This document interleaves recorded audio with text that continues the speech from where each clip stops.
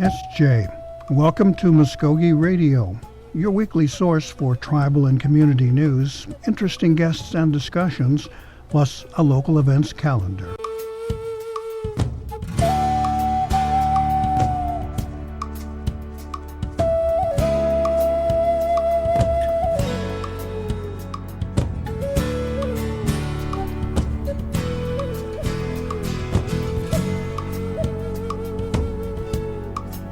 SJ Stongo, Gary Fife, Jifkados. Welcome to Mvskoke Radio. We are here in cold and chilly Mulga here this morning, and got a couple things we'll be sharing with you. First of all, there is an America Recycles Day coming up on November 15th.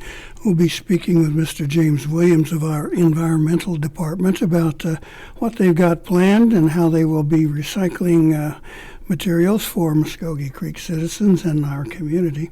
And in our second segment, seeing how this is sort of Halloween Eve, we have a couple of our community members coming in to share some of the spooky stories and things that go on here in Creek Country. So we got a kind of a holiday theme there in the second half. But first of all, Mr. Williams, are you with us, sir? Yes, right here. How are you, sir? Okay, kind of cold, but we're hanging in here, trying to stay warm and get a couple things done. Now, we have an America Recycles Day coming up, and the Mvskoke Creek Nation will be doing its part, right? That's right. Yeah, November 15th is the National Recycle Day, and we'll be holding an event at the Mvskoke Creek Nation Recycling Center. And we'll be collecting e-waste, electronics, cardboard, paper, plastic, bottles, ones and twos, aluminum can, and also we're going to do a drive to collect some old tires. And also we're going to do the shredding, the secure document shredding. We've contracted with Green Country Shredding Company to come down, and they're going to be there from 10 a.m. to 1 p.m. The event itself starts at 9 and runs to 3, but the Green Country Shredding truck will just be there for 3 hours from 10 a.m. to 1 p.m. All right. Now, this is becoming kind of an annual event for our tribe, hasn't it? Yes, it is. We've been doing it for a while now, and it seems to have grown every year. And we like doing it. We just want to remind the folks that it's rain or shine. We're going to do this. We'll have a place where they can drive through if they need to. If it's raining, they can just drive through the garage, and we'll help them unload what they have. And we'll have items to eat around noon. If they come around noon, we'll have a few hot dogs to eat. We'll have a few door prizes and some educational material to give out also. So we want to invite everyone to come on out for this one-day recycling event. So gather all your recyclables and come and recycle with us. A couple of questions here about the materials that you will be accepting now. Everyone's familiar that you can get rid of your old computers and DVD players and things like that in electronics. Cardboard speaks for itself. But plastic bottles 1 and 2, now those are not every kind of plastic bottle, right?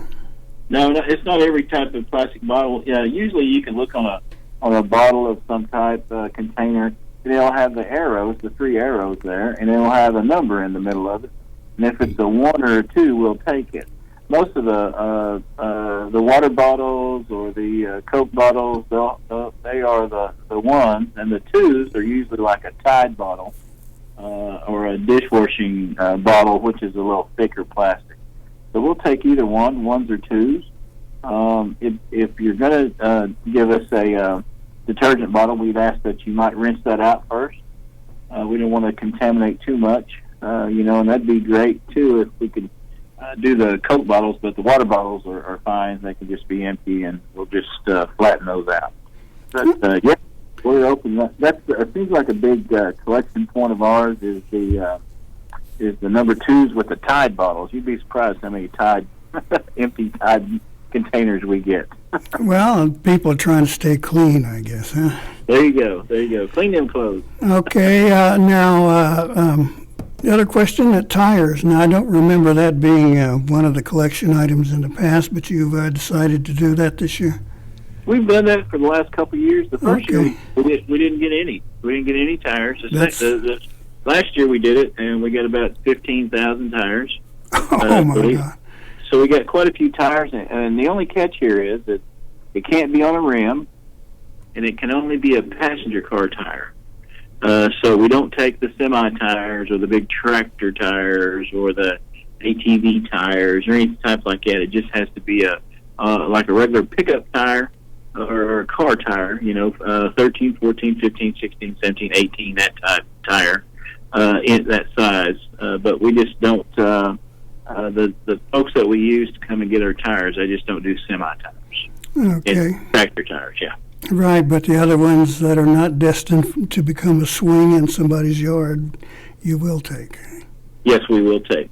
We will take. Now, we've, as you mentioned, we've actually kind of covered this story in past years.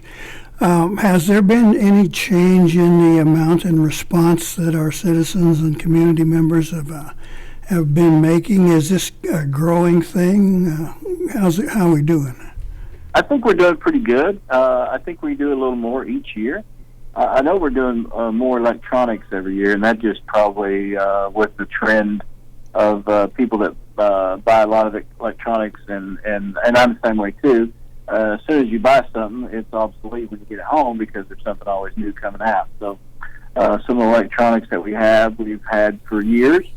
We see some stuff that comes through that, man, we hadn't seen that in years. We do get some old VHS or beta receivers, and we said, man, does that work? No, it's just been in my garage, in my closet. So we're getting to see some historic electronics now that just are more plastic than anything. But it's good. Electronics are always good. Now we try to just do office electronics at this time. We used to take all the electronics, but our vendor. Mainly, it's just anything that would be in your office or your home office or your office at your work, like fax machines, copiers. We do take TVs, that type of stuff, old radios and stuff. We used to take microwave fans and just different things. Anything had a cord, but we're not doing that like we used to. We've kind of limited to just the e-waste. Some of those items that we were getting were taking up an awful lot of space, like the old stand-up fans. They were just taking up too much space. Some of the old microwaves were just really huge, so we weren't able to accommodate those anymore. If I could take just a second to tell you some of the things that we do not accept. Yes, that was my next question. Yeah, we're not taking any glass. We do recycle some glass, but glass is really heavy, and we really don't have the space to have the gaylords for the glass because there's two types of glass. There's clear glass and the colored glass, and we just try not to take any of that. We don't take any refrigerators. We don't take any small appliances because of the freon that has to be captured out of that. We don't take any white goods like stoves, dishwashers, dryers, that type of thing. And we don't take car batteries. So those are some of the things that we cannot accept. And so I just want to get that out there too, that we don't take those. Well, that was a good point there. Now, I was going to get into that. And I understand a lot of the technology with some of the stuff has been changing. Freon, I think, is destined to be disappearing like the dinosaurs, so that'll change a lot of things. Right. Okay, now, we have the markets that sort of controls a lot of what you take and what you don't take. Is that correct? Yes, that's correct. So if it's not being sold out and somebody's not doing something with it, nobody wants it. Right. Yeah, now there's certain people that do take those items that aren't that we don't accept. The city of Okmulgee does take glass, and the refrigerators they take them down at Holloman's. But if they can actually prove how they got rid of the freon, and they do take the appliances down at Holloman's also. And the car batteries, I'm not sure where you take those anymore. That we used to have a guy that would come around and get those when I worked at the service station years ago, but I'm really out of that market anymore for batteries. So I'm not real up on that, but I could probably check and see where we could get rid of some of those. But at this time, we're just not taking any car batteries. Okay. Now, does your crew still go around to tribal offices and collect paper and things like that? Yes, we do. Yes, we do. Matter of fact, today we're having a film crew. As soon as I get done with this interview, we have a film crew coming in from the EPA, and we're one of the focuses for the National Native American Heritage Month next month at EPA, and they're coming up to film us in action at the Recycle Center this afternoon. And so we're going to be a featured guest at the EPA on November the 6th in Dallas, and they're going to show how our the name of the film will be recycling, tribal recycling in Indian country. And so they're going to highlight us because they think that we do a fairly good job. I think we do a really good job. So they'll be out there this morning. Of course, the weather's not going to cooperate for us, but good thing we're inside. Yeah. Do you have any idea how we compare to other tribes, maybe, or? We are pretty to the top. There's one other tribe that recycles a little more than us, and that's the Choctaws. But they have a little bigger space. They have a bigger warehouse, and they have more balers than we do. They have the vertical balers. They have room to put a big vertical baler, and they have 2 or 3 like we have. And then they're set up more. They have more collection stations that we have. We really are the only ones that do the solid waste collections with their own semi and the roll-off boxes. But the Choctaws are kind of at the forefront because they just have more folks on staff and more collection centers, which we would like to do more. But I have 2 guys that work in the recycle center and then 2 guys that work in the solid waste division, and they've got about all they can handle. I'd have to put some more people on before we could actually delve out there and do more collection sites. But as of right now, we're doing really well. Any plans for an expansion? Yes, we do. We have. We'd like to expand the center, get another bay or 2. We would like to actually put on another person when and if the time comes. We feel that we have a need there because those guys are always out, and then we have citizens and different ones that come by and want to drop stuff off, and we have to just leave our alley cats out front so they can just put their items in there. Whereas if we had somebody there, we could visit with them, do a little educational outreach, and help them unload their items. So there's always that need to expand and add additional staff. But we'll have to visit that this next administration. Right, but there is the receptacles outside where people can drop off certain items. Yes, we leave those out, and they're always for plastics and cardboard and shredded paper. We don't take any paper anymore that's solid because it just gets real heavy. If you pick up a ream of paper, that's real heavy. Or a whole pack of just solid paper is good. And the reason why we just took shredded paper is some of the things that we were getting solid paper-wise had some critical information on it that person shouldn't have thrown away. And we don't do the secure shred. We just do it twice a year.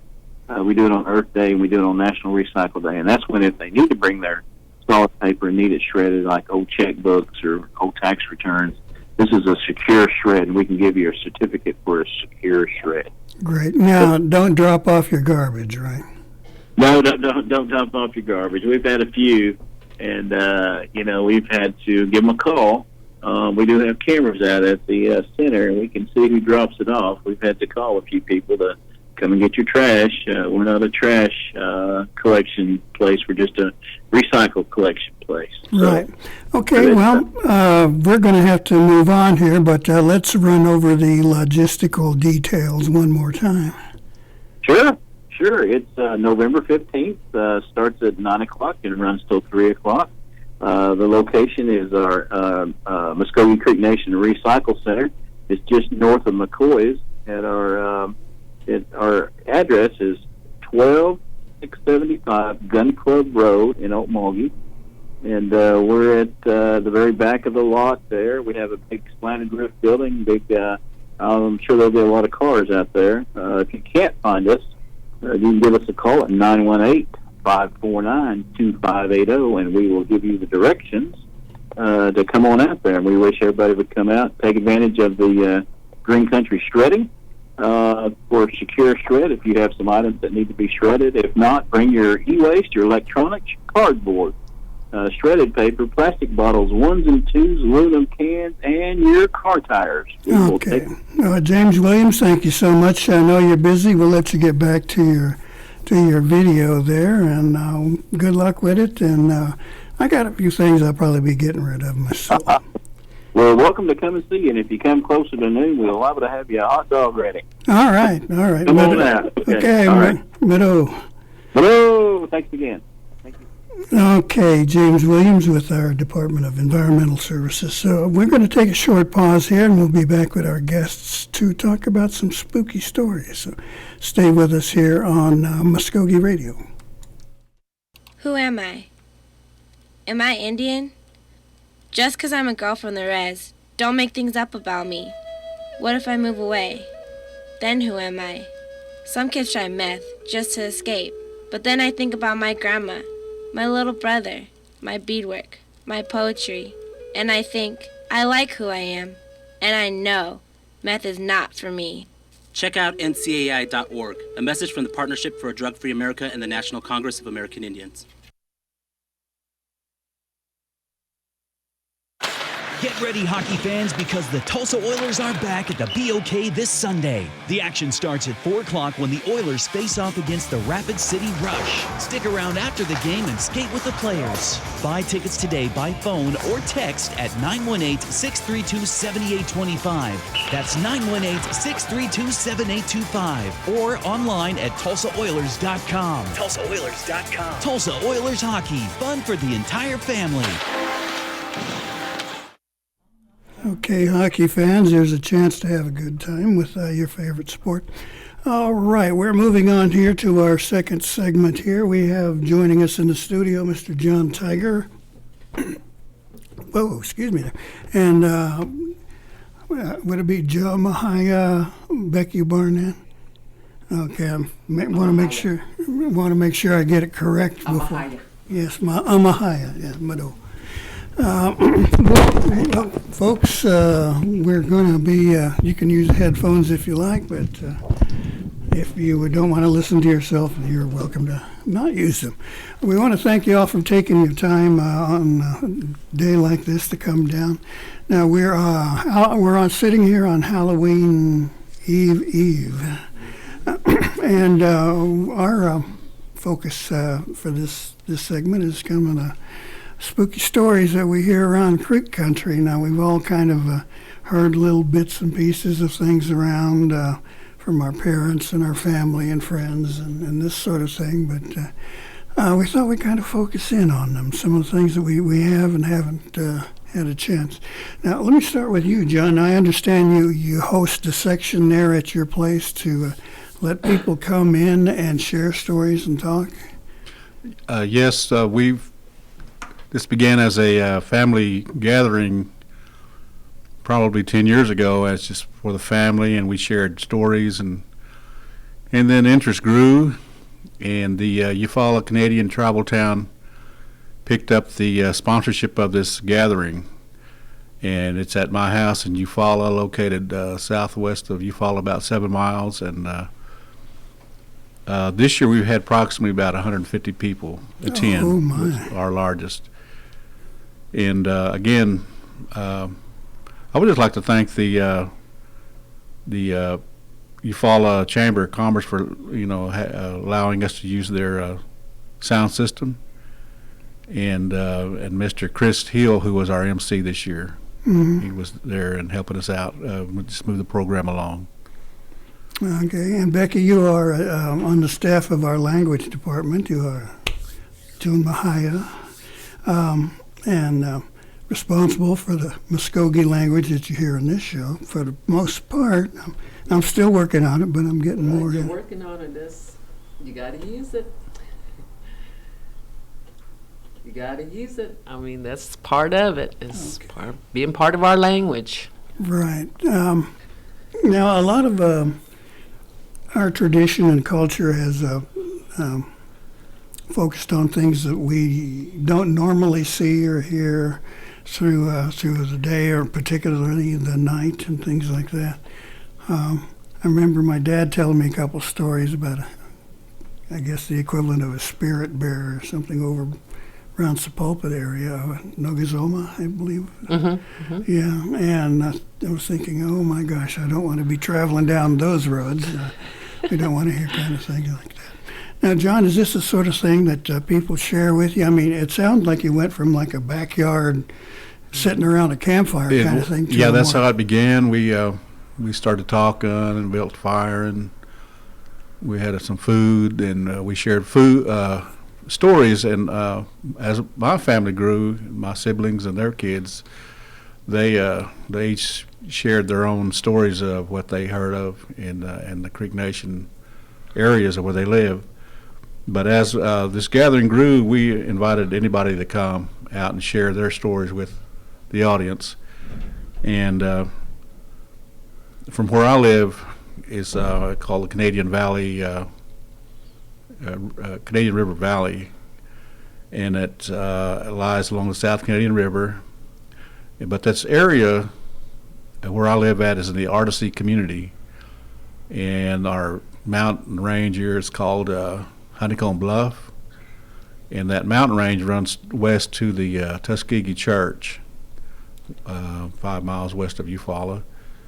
And in that area, there were a lot of stories that came out in that church area by the members that were there present that night, and they spoke of different things that happened around their church. Yeah. Let me ask you, Becky, now, the importance of these stories. Why is it so important that we preserve and tell them and share them? Well, for one thing, it's part of history of our people. And it's these things are part of our lives as Mvskoke people. I mean, it was something that, like the shapeshifters and the bullfichter, the ghost, spirits, it was very much part of our lives that, it was what our people practiced, I guess, and did. So, as time went on, they would tell us stories about that, and one of them was to be careful with them. Watch out for them, be scared of them, watch yourself, and that's how these stories came about. Watch yourself. If you see something like this, don't hang around, and we didn't. if we experienced any, and more or less it was like, warnings, warnings, to be careful, but we would sit around, and that was one of the teachings. It was a teaching. Yeah. And we would sit around and talk about it, especially on days like this, at night, because of course we didn't have cell phones or computers or TV, so that was our entertainment, but it was a teaching tool. Right. Now, I understand it was like, a way to warn kids to stay out of the woods at night, or, don't go messing around with strangers, or, Yeah.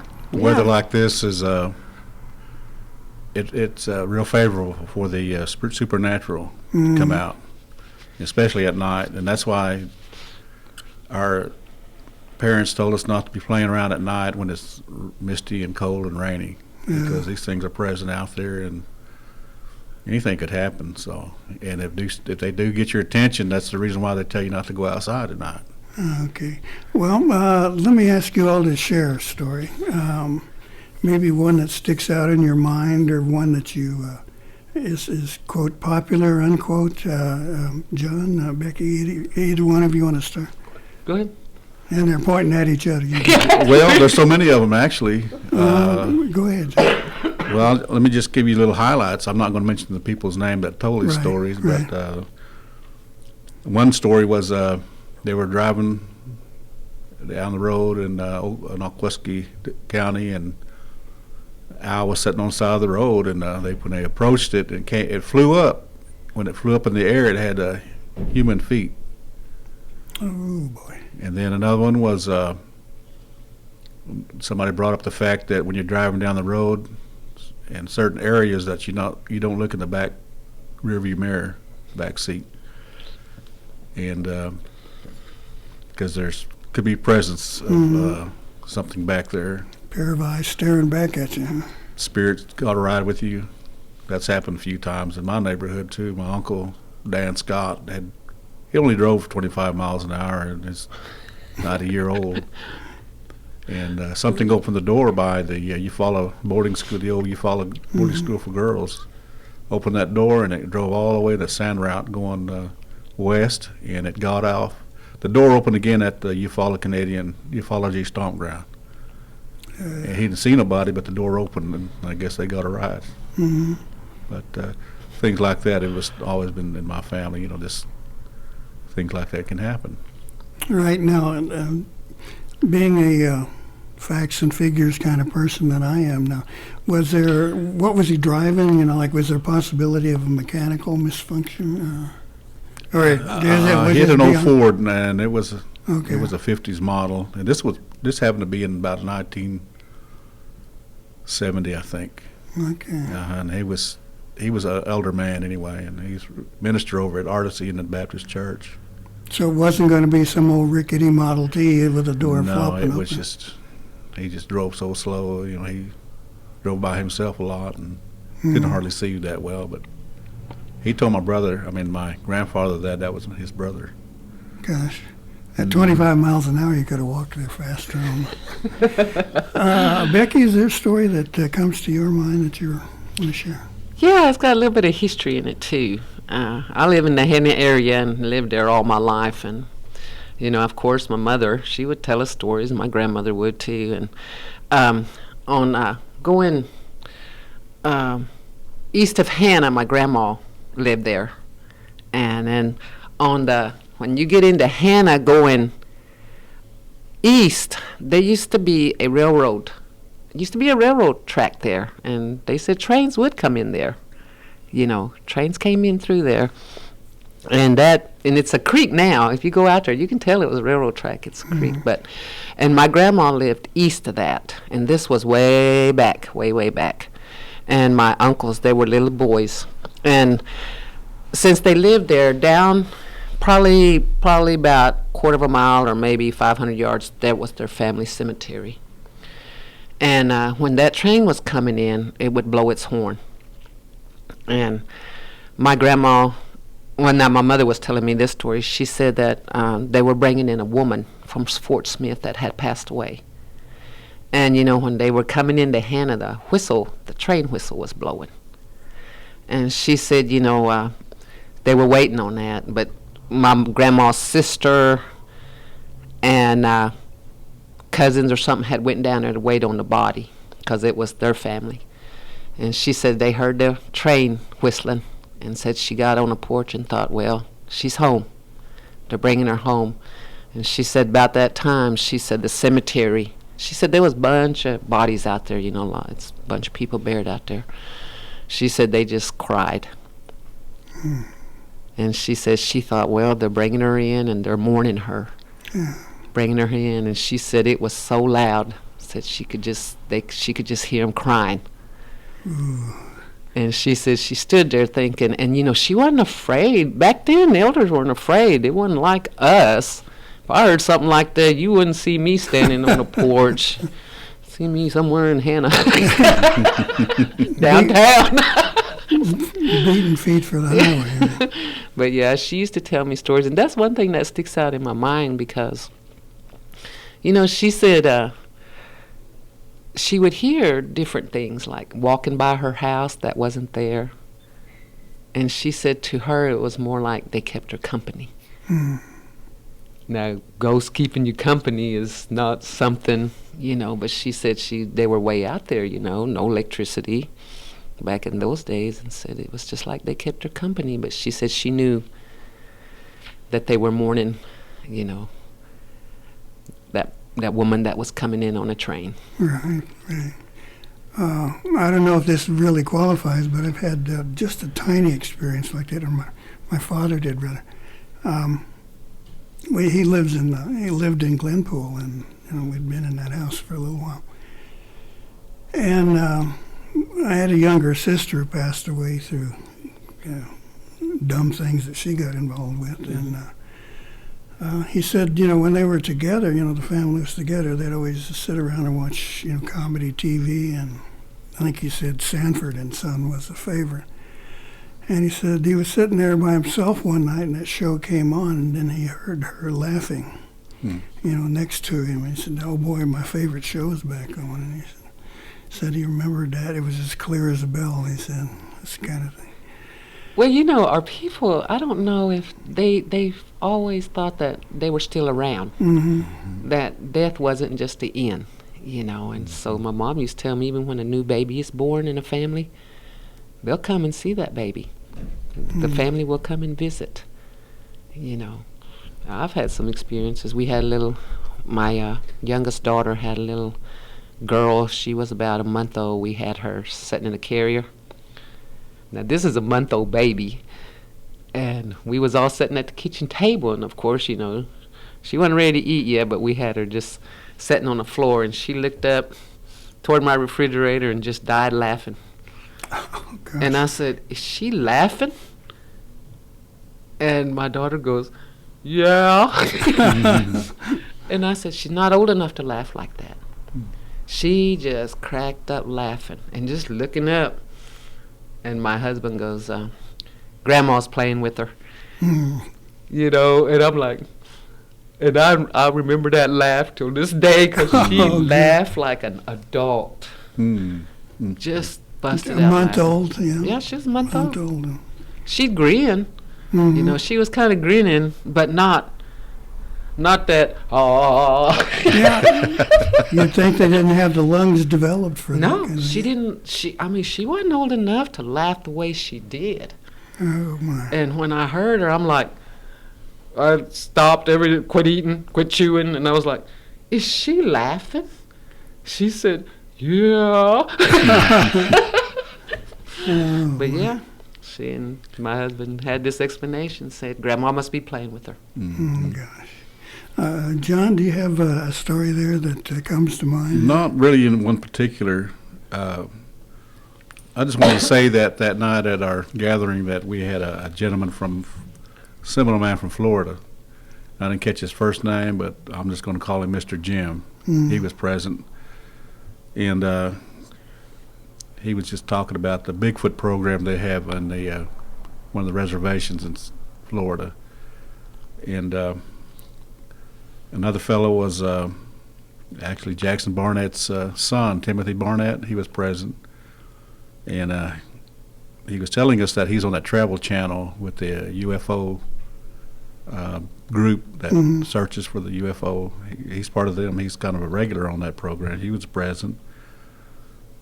And then we had a Navajo guy there. He was too afraid to tell his stories for some reason, but he was listening. He was a younger man. But again, we welcome all, people that would come and just share their stories. Bigfoot was never really mentioned that night, because we have too many other things to talk about locally. One was, like you said, Nogozoma. Nogozoma was, my grandfather encountered that in west of Eufaula going home. And then we have Ihoza. Ihoza was the one that makes you forget when you go into the woods. It gets you turned around. So you get lost. You get lost, and makes a sound. And this sound kind of will overpower you if you're not ready for it. And then my sister, she encountered Stajapko by her house. As a tall man. That's what we call him around home. But it was actually outside of her house, west of Eufaula. And she heard it actually the kids heard it from the bathroom window, and they could hear that tree out there. There's something up in that tree. So she goes outside and investigates, and she looks up there in that tree, and there's this thing up there. It's been sitting up there a while, and it looked at her, and she says that its eyes, instead of opening horizontally, they open vertically. Now, these things have been documented. And my great-great-grandfather, Jackson Lewis, they talk about that in the ethnology book in the Bureau of Ethnology out of Washington, D.C., when they had a study back in 1880, and it finally published in 1923, 24, I believe. But Jackson Lewis was an informant to the writer of that research. And they talk about that in that book, what it looks like. Good. You know, when you mentioned that, the thing that came to my mind in the contemporary world was the up north where those two girls were being influenced by what they called a slender man. I seen that. Yeah. Is there some similarity there, you think? I don't know. I couldn't debate that question because actually there's several entities out there that are. My brother's got a picture of a lightning strike, and it looks like a human being standing there. And you know, you've heard some tribes and Stejati Muskogees talk about the thunder beings and the lightning beings that are prevalent. If you pay attention to that stuff, they're there. And I'm just thinking that's probably part of that, what he captured on camera, and we have it at home. And I'd like to see that. And there's noises out there that you hear. Again, I'm referring back to Tuskegee Indian Baptist Church and that woods up there. They hear them to this day. They hear a screaming noise out there. There is a cougar out there, but there's this other one is it runs with the coyotes, and then I assume it's going to be Bigfoot because he tries to howl like the coyotes. In our area, there's a packs of coyotes here and there, but there's one voice in that pack that will have that deep howling voice, and it's not a coyote. And being scavengers, I think he's following them around just to find food.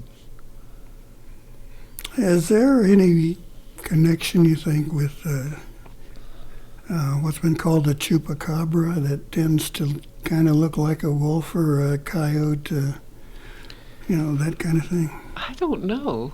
I mean, those are more like half dog, half wolf, or whatever it is, I don't know, but they had it on Facebook, says somebody had killed one toward Wilburton somewhere, McAllister somewhere. But I think the Ihosha is more in human form than what that is, And I don't know if they would kill. I don't know if they kill. They say what overpowers it is their smell. They put out an odor that's really, really, there's a story that a man... Worse than a kuna. They said that he wrestled him, and he said that it was the smell that got to him. He said they say they like to wrestle. Good. But you can't. I mean, the smell is. Really. Well, in high school, I was on the wrestling team, and I knew some of those guys really smelled. We used to call it armpit smell. Now, John, have you ever had an experience yourself like that would qualify? No, well, I haven't. I don't really care to see anything myself, but I've heard them. I've heard things out there where I live. Me and my brother, growing up, we were playing outside on a misty evening under the yard light, and we were just messing around, and something whistled at him. I didn't hear it.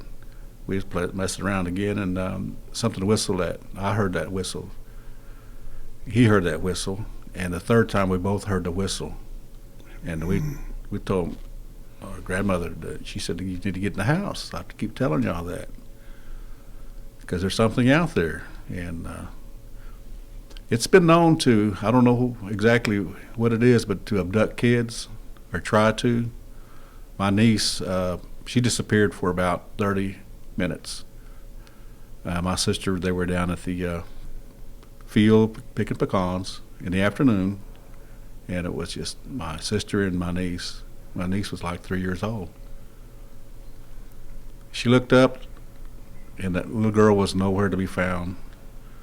And my sister walked up to my grandmother's house, our house, and asked if Lizzie was there, and she says no, she hadn't been up here. So she goes back down to the field, and she hollers her name, and all of a sudden Lizzie comes appearing around the back of the truck like she's been there all the time, but she disappeared for a little while. And my grandmother said it's little people, that's present at the time. They're there to take, and she revealed herself and came back, but she doesn't remember that incident right now. But she never talked about what happened during that period. And my uncle, he was an artist. His name was Chester Scott. He put out a publication, him and Robert Perry, a Chickasaw writer. They put out a book called Life with the Little People, and that story's in that book as well. And it's compilation of all these stories in Creek Nation and Chickasaw country concerning the Telebutskis. I've heard a story Mike told me. He said he, as a kid, he was out playing. I think he said he had a bunch of toy cars and went down the path from his house for a little while, and big open spot where he could make roads and things like that. So he's playing with his cars, and he heard noises, and he kind of looked up and saw a bunch of the little people standing around watching him. Oh yeah. And nothing ever happened there, but he always said they watched him. They seemed to be fascinated by what he was doing. Mm-hmm. I guess they don't have too many cars for little people. Kids are more to see them than adults. They're more sensitive, you think? Yeah. And they're more to see like boil picture, ghost or spirits, whatever, They're more to see them than adults. And my mom used to say it's because of their innocence. Yeah. They got clear minds, clear hearts, and they're more to see them than we do. So a child can, they say, see them. So they're not affected by a sense of doubting or anything? Yeah. Disbelief? Yeah. Mm-hmm. But we've experienced different, in our office, like entities that happen. Yeah, we was recording the Bible, and we still do now. I mean, in our office is a local haunted office. You was in there that day when I told you, man, that room's active back there. Mm-hmm. We've heard, people moving their chairs or chair rolling, somebody sitting down. And when Brandon was recording the Bible, we heard a lot of different things that wasn't. And the weird thing was this thing that he does, it'll record. And then when he stops it, it pauses, it don't record, but it was recording things even after it was stopped. And, it was, we've experienced different things in our office. People sneezing, people bothering papers, and, just moving around in there. Things falling off. We've heard stories about, Mulgi kind of being infested, so to speak, with things like that. And I was looking at doing a story on it and kind of investigating around. And this old warehouse market that used to be over here, said that used to be visited by different spirits, shall we call them, in their storerooms. Things would come flying off the shelves. And people would see somebody kind of turn a corner, but then they go look around the corner and there's nobody there. Nobody would step forward and really talk about it, but we heard, those stories, and I went in and asked the manager about it, and he kind of looked at me like, please don't do this to me. And I was thinking, well, he doesn't want to sound like a crazy man or anything, but he was more scared, I think. And he said, there have been reports. And I said, anything else? And he said, nope, that's all I'm going to say. So you think, what's going on there? You go in and buy a can of peaches, and then it comes flying at your head, or what? Things like that. And of course, the old movie theater over here, they said they've seen things like that. And we had a photographer working with us at Mvskoke Media a few years back, and she was shooting interior photos of the council house, just as they were renovating it. And she says, you know, like, let me show you something here. I don't know what this is. Okay. And she had taken some shots standing near the staircase toward the front door, which was closed at the time, and it was all dark and things like that. Mm-hmm. But there was these white spots, like look like bubbles, you know, like when you go play with bubble maker. And there are 3 or 4 really good sized ones, you know, not just bubbles, but these are, you know, good size. And Were they something called orbs, or they were? orbs, yeah. And some smaller ones and things like that. She said, those weren't there when I shot this. I said, well, you know, is it the film? She said, this is a digital camera. Whoops, it's not the film then, is it? Yeah. And she said, I can't figure, you know, what this is. And I asked some of the staff people who've been working on it, you know, Mm-hmm. and, you know, if they've encountered anything. And they said, yeah, they've heard things, and somebody walking down the stairs, you know, you could hear, you know, hard shoes hitting the wooden planks. And he said, yeah, there have been a couple of people have heard those and, you know, seen things they couldn't understand. Anytime you have a human presence at one time or another, there's somebody got to be around somewhere sometime. Yeah. And older, probably the more likely they're present. I'd like to share a story. What my grandmother told me. My grandmother was Susie Kosher Scott, and she was born in 1898. But at the time, she told me that there was a lady lived in the Mountain View area west of Eufaula, Mountain View School. But I don't even think the school was there then. But there was a lady that lived there, and she was a witch, and she had a house back there, a cabin, and she lived by herself. But she couldn't have children. I mean, she could bear children, but she couldn't keep them. And when she had a baby, she'd take it out in the back and go put it up that old tree in the backyard by the creek back there, and just leave it up there. And that was part of being being what she was. She had that knowledge of being what she could do. And she said you know how Superman would fly, you know, with his arms out that way. Well, she would lay on her back and fly that way, and her face, she'd be facing the stars. That's how she would get around. And of course, it's been documented in some places, in some books, that, you know, they hear baby crying at night. And that bridge west Eufaula Baptist Church, that was known as Baby Cry Bridge. Right, I've heard that. So people would go out there and just sit there and, you know, park, and teenagers, and they'd hear the sound down that creek. And that's why my grandmother told me that. She said that's because that lady used to put their babies up in that tree. And so I believe the Seminoles have a similar story over that way in Seminole Nation, that it's been documented that you'll find little bones up in that tree where she had laid her babies. Boy. So my grandmother's mother knew that lady anyway, firsthand. So that's the firsthand account I can tell you about that happened.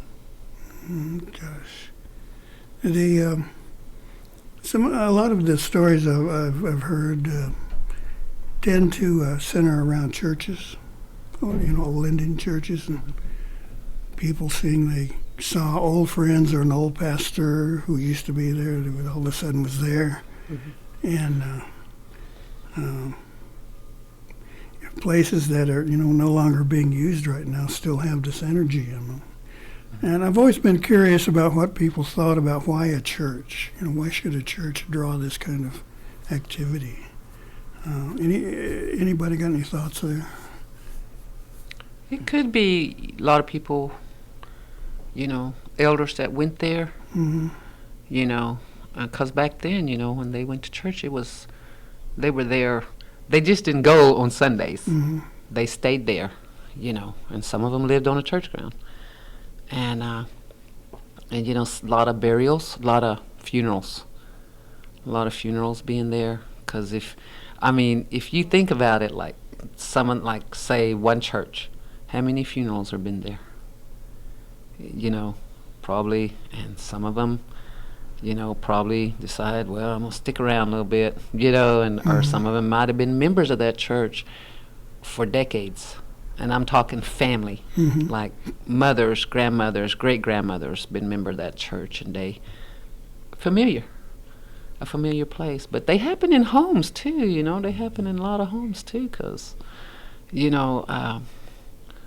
see little things, because in my home I can sit in a living room and I can see somebody going into our bedroom, and it's just like the elbow, but it'll be a flash, but I'm like, and sometimes it's like, did I see that? Yeah. But I'm not scared of it, not in my home. But And another one was a Tuskegee church member was talking about they have a spring across the road from their church, and that's what the church used to use quite often because it's a natural spring. Mm. And so it got real. I guess one of the old ministers walked down there with a bucket to fetch a pail of water, and when he got closer to that spring, he looked at it. He said there was something next to it, bending down. And he walked a little closer and he looked at it, and what he seen was a lizard man, or he said it looked like a gargoyle.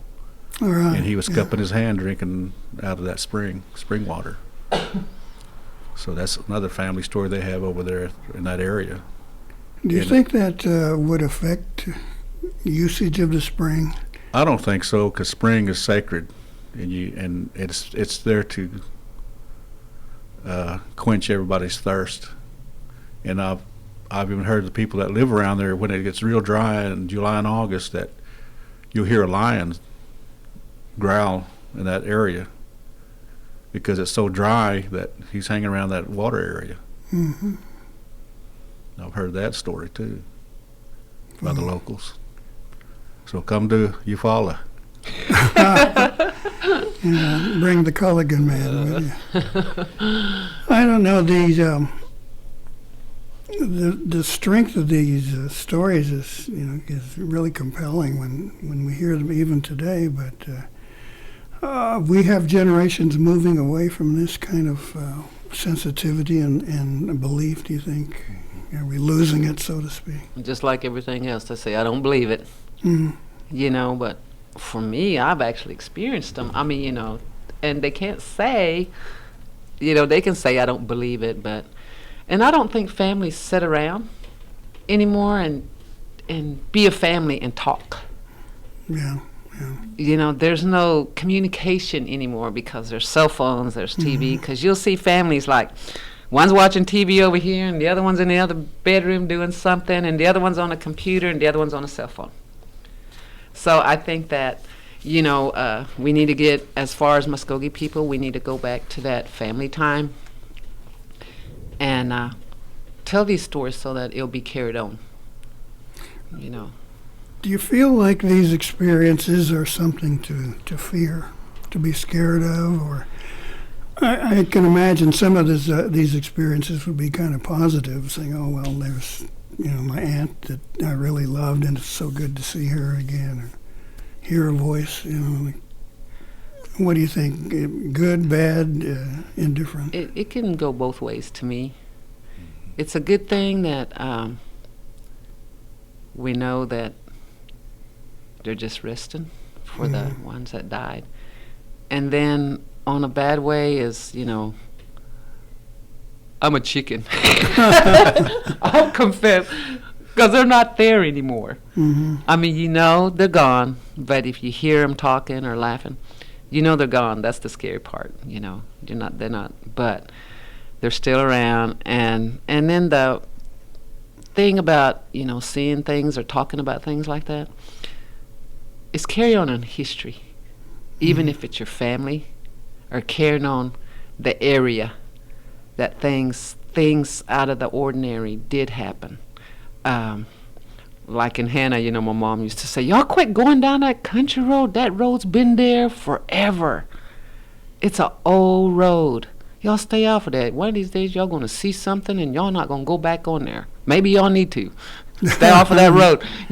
Learn your lesson. So there's history, in some of this stuff and a teaching. So, I think it goes both ways, and it's just like, It's part of our people. It's who we are. Your thoughts on it, John? Well, Good or bad? actually, both again, because there's some negative out there too, negative spirits, and you don't want to be around them. After my grandmother passed away, I heard a noise on the kitchen table, it sounded like a fork or a knife hitting against that metal table. And I get up and go in there and see what it is. Nothing. And about that time, somebody pulls up to the house in the yard and pulled up in the house. They were lost, looking for directions to somebody else's house, and so I just left that alone. Another 2 weeks later, the same thing happened again. I heard that knocking on that table in the kitchen. And this time I go to the door, sure enough, somebody pulls up to the house.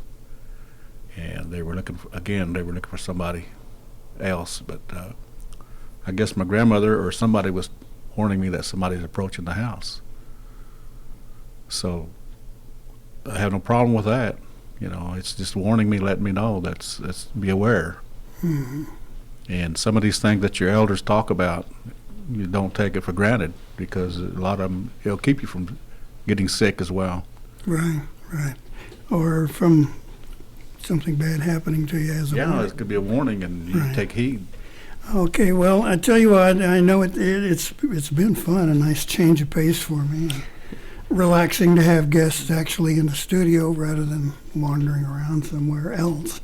So thank you all, John Tiger and Becky Barnett, for coming in and sharing us these kind of things on a Halloween's Eve. So appreciate Our pleasure. Okay, well, I understand, John, you followed a community has got a lot of stuff going on. Coming up in November on the 16th, you've got at the Indian Community Center, you have a cornhole tournament. You have domino tournament and horseshoes. If a shoe fits, throw it. And Arts and Crafts Fair, all on Saturday, November 16th at the Eufaula Indian Community Center. That's 800 Berks Road in Eufaula from 9 a.m. till 3. So you might want to check that, and I presume you'll have foods and things like that available. Okay. Moving on, some bad news for folks who are hoping to be part of the Spook Walk here on Halloween. That has been canceled. The event, the weather has just overcome it, like so many other things, so the October 31st Spook Walk from the morning till noon has been canceled. So if you go there, you might just get to stand around in the mud. Okay, celebrating Native American Month, a horror film by Jeff Barnaby, the Tribal Film Festival, coming up on November 16th at the Philbrook Museum in Tulsa. There's tickets available, so you might want to check that out. A horror film by Jeff Barnaby starring Michael Gray Eyes, Kiowa Gordon, and Gary Farmer. And now, if you haven't had your flu shot yet, you might want to take advantage of the opportunity. Coming up, the mobile flu clinic will be there at the Glenpool Conference Center on the 29th from 11:30 to 1 p.m. So if you haven't had your flu shot, you might want to take care of that. Kind of head things off and not get sick. Okay, Raven Care Package Project, an initiative to support students living in the dorms at the College of the Mvskoke Nation. Everybody get a care package when you were in college?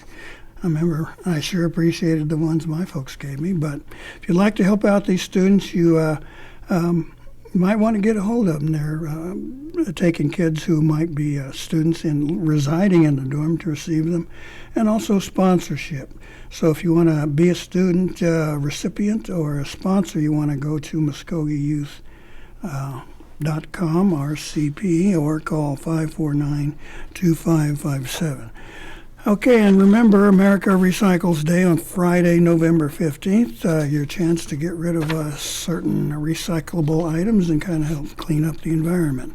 So you might want to give them a call, 549-2580. That's all I can do with it this week. I'm going to get out of here. Appreciate you listening to me. This is Gary Fife saying, Madu Mawu Hedgitskat.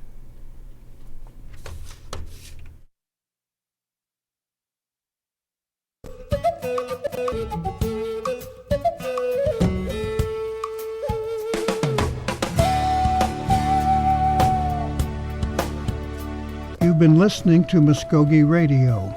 Join us again next week for more local, tribal, and community news and updates. Madot.